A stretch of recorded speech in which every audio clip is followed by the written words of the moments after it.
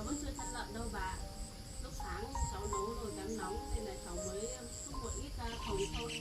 Chắc bây giờ cũng muộn rồi. Để bà đi chăn cháu. Vâng ạ.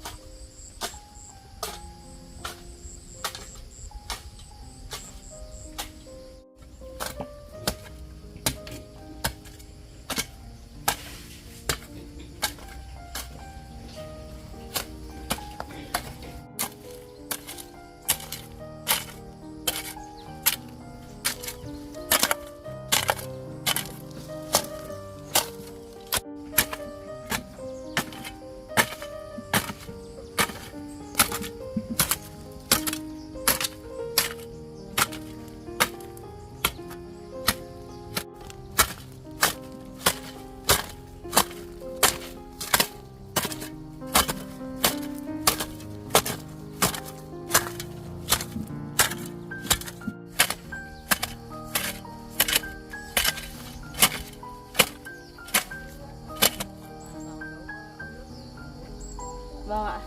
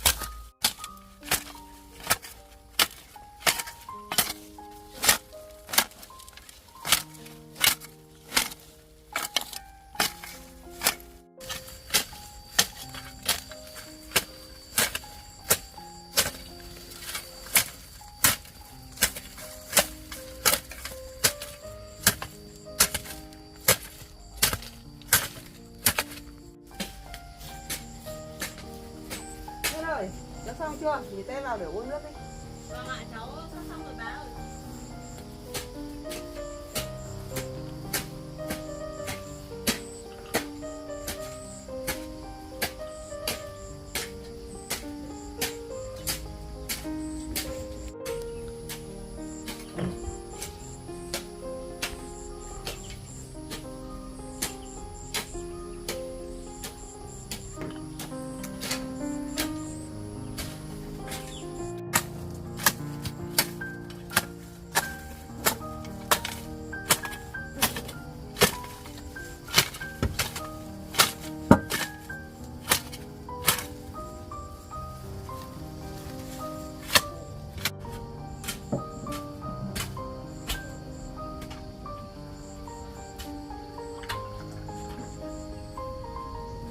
Đấy, đã rửa chân tay xong vào uống nước. Vâng ạ.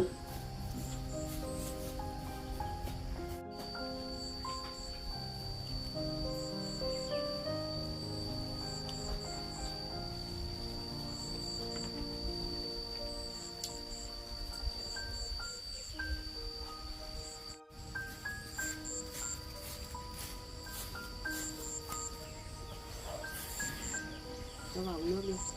Vâng ạ.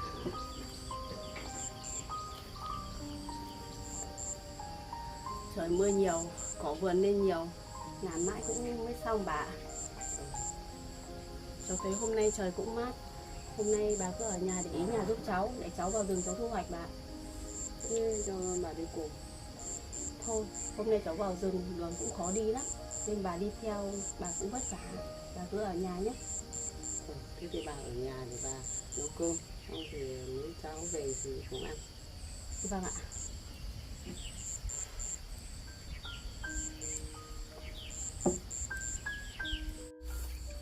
Thế cháu đi thu hoạch ngay bây giờ à? Vâng, bây giờ cũng mát thì cháu cũng định đi luôn. Có chuyện gì à bà? Tưởng là cho đi thì bảo cháu viết thư để rồi cháu xung chứ. Vâng, thế thôi, để cháu đi thu hoạch xong rồi chiều về cháu với bà ngồi viết thư cho anh Sung nhé. Bây giờ cháu đi luôn đây ạ. Cháu chào bà.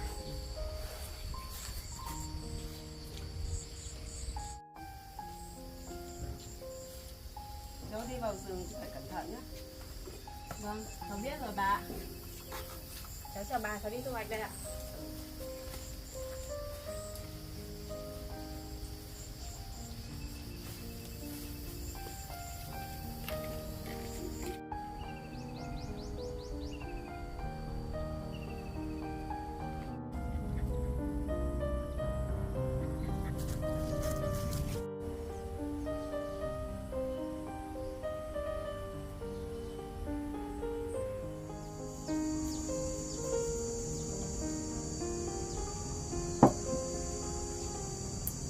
Hôm nay chả biết mình nấu món gì cho dân ăn được thì nên là mình ra suối để bắt ít ốc về để nấu canh.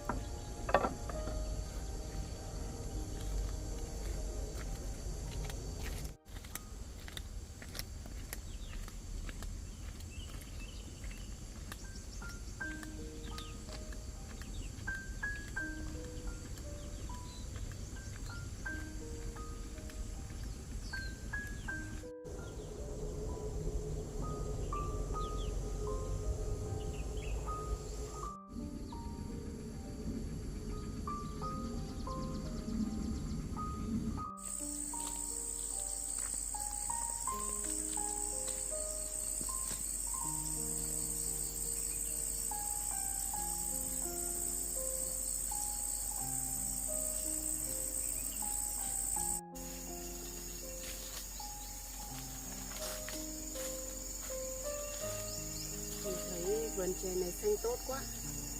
Đã lâu rồi mình cũng không quay về đây, nên mình sẽ thu hoạch chè ở đây vậy.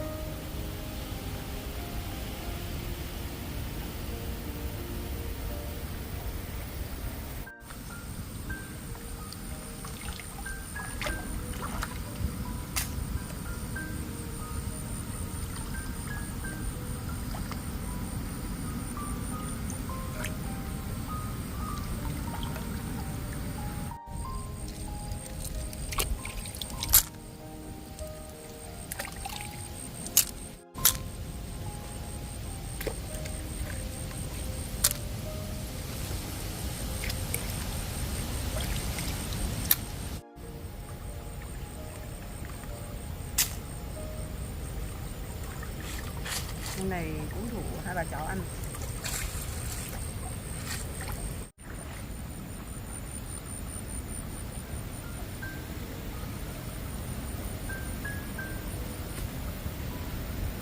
Ở đây nhiều rau dấu quá, mấy đứa được ăn.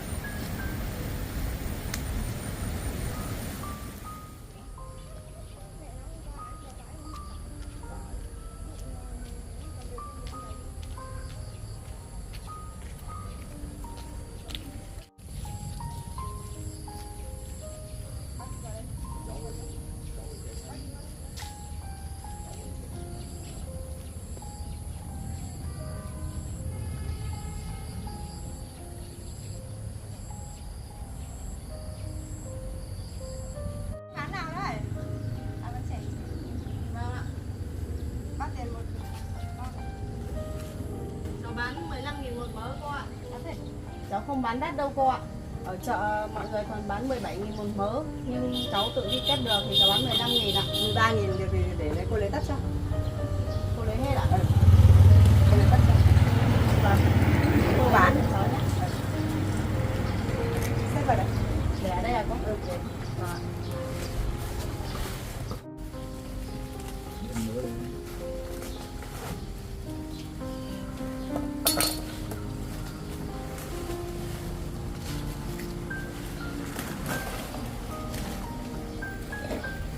Đi sao được bao nhiêu mới để cô gửi tiền đó? Vâng ạ. Chè này cũng xanh kìa. Vâng ạ. Chè này chè nó quý ngon. Để đồi đấy. Vâng. Để đồi nữa mà. Vâng ạ.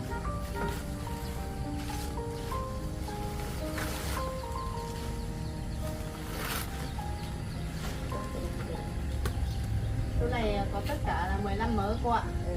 Cô gửi tiền. Tất cả là hết 156.000. Nhưng cô lấy hết cho cháu thì cháu lấy 150 thôi ạ. Cô gửi tiền nhé. Vâng, xin cảm ơn. Cô, nếu lá chè mà cô bán được ấy, thì cô cứ bảo cháu để cháu đi cắt, rồi cháu lại giao đến cho cô nhé. Được. Nào cô bán hết cho lại này. Vâng, Cắt cho cô nhé. vâng ạ. Cháu chào cô, cảm ơn cô ạ.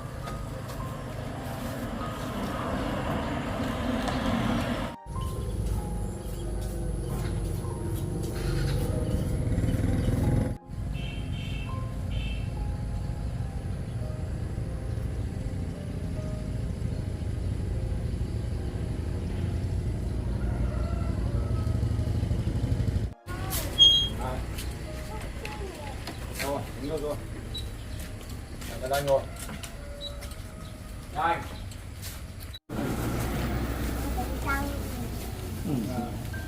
Đi, đánh răng à. Nhìn lá chè xanh này cũng ngon quá không ạ? Hôm nào mà bán được thì bảo liên hệ cô ấy cắt cho bán thường xuyên hàng ngày này. Ngon, chè xanh ngon.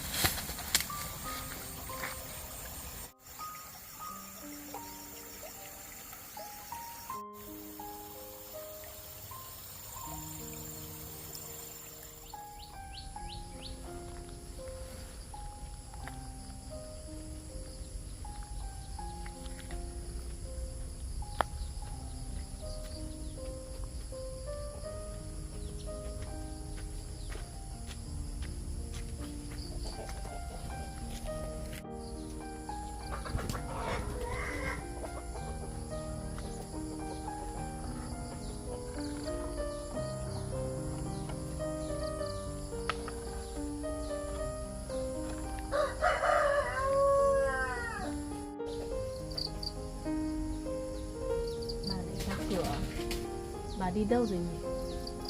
Mà sao là nó lại ra hết thế này?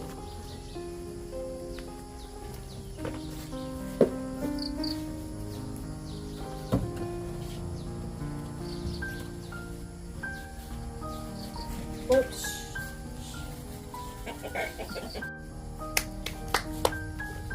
Ở chỗ đấy.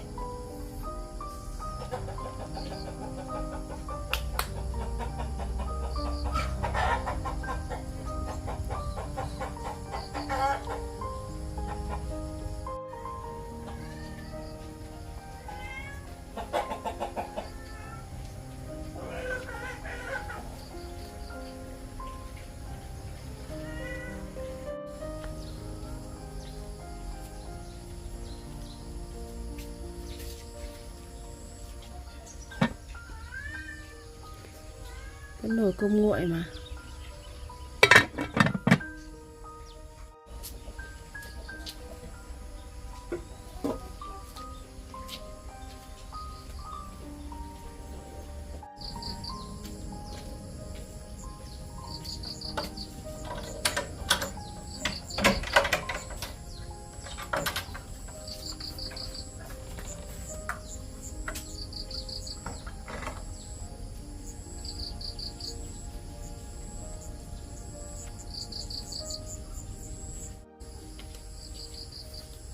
Không biết bà đi đâu được nhỉ?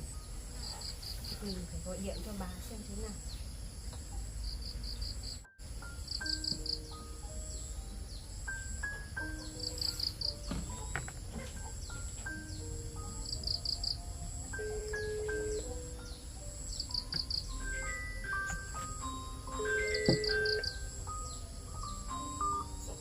Bà lại để điện thoại ở nhà. Thế rốt cuộc thì bà đi đâu nhỉ? Sao từ sáng bà lại không nói với mình biết?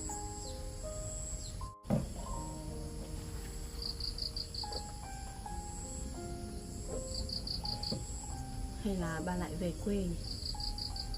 Như hôm trước mình cũng đi thu hoạch về, xong bà lại nói rằng có việc đột xuất phải về quê. Liệu hôm nay có giống như vậy không nhỉ?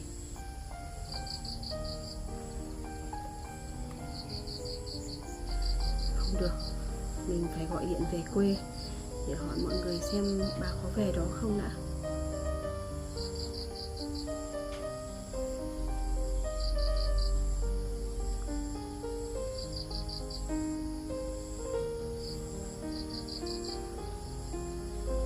Alo, chú bà ạ? Vâng, cháu Duyên đây. Chú ơi, bà có về đấy không ạ? Không à chú? Vâng, vâng, thế cháu cảm ơn chú ạ. Cháu chào chú ạ.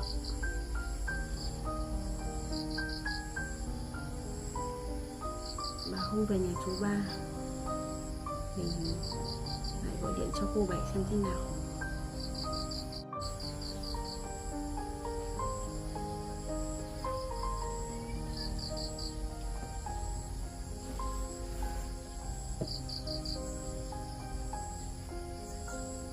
Sao cô Bảy không nghe máy nhỉ? Alo cô Bảy à? Vâng, cháu Duyên đây ạ. Cô ơi, bà có về đó chơi không ạ? Bà không về đấy ạ? Vâng, cháu đi thu hoạch về đến nhà lại thấy bà khóa cửa, không thấy bà đâu. Cháu tưởng bà về quê ạ. Vậy... Vâng, vậy cháu chào cô ạ.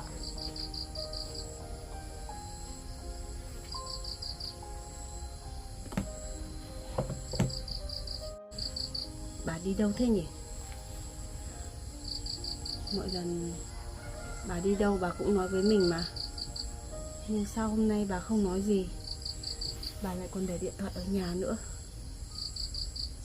Hay là bà có sang hàng xóm chơi với mấy bà già cùng tuổi không nhỉ? Tự nhiên mình cảm thấy lo thế.